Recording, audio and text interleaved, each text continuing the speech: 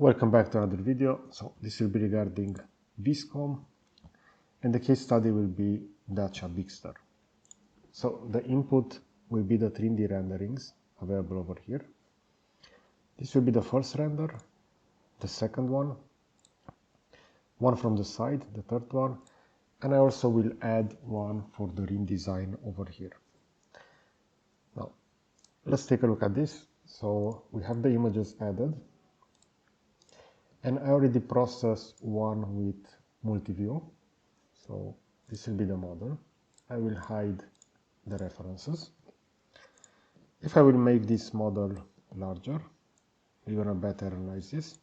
So we see over here for the rim design, this is quite off compared to that reference. But regarding the overall proportions of the car, this is quite decent.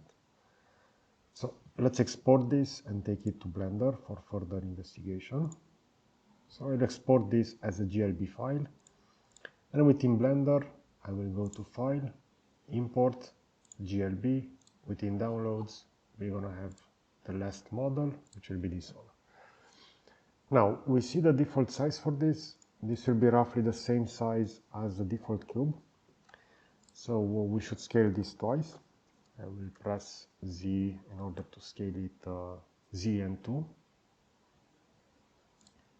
Okay, so S and 2, sorry, not Z. Z afterwards to grab it over here. But we see that this will be the model. And after further investigation, we see over here, this is quite shiny.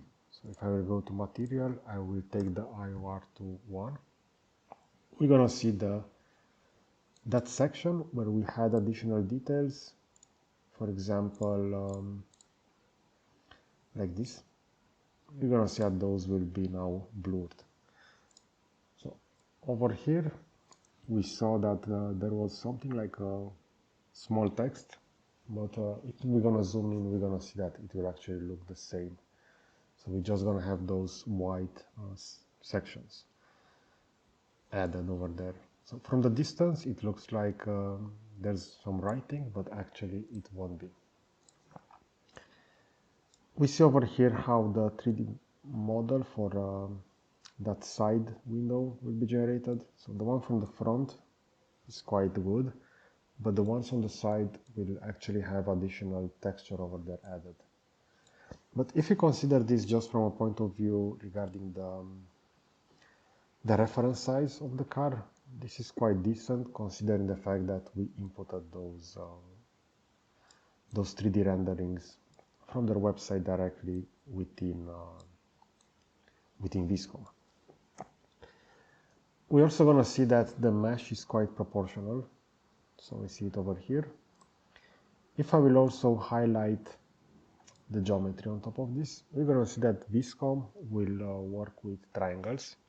So we don't have the possibility to define this as quads. So additional post-processing will be required in order to transform this to a different mesh. So a quad-based mesh that will be a lot better for further modification.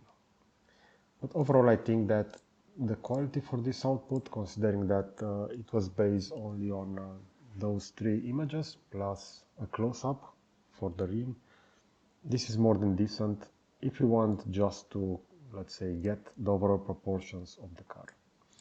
Okay, so I hope you enjoyed this kind of content. I will position a similar video on the left side, and I will also add a subscribe button to the right. So that's it. Thanks for watching.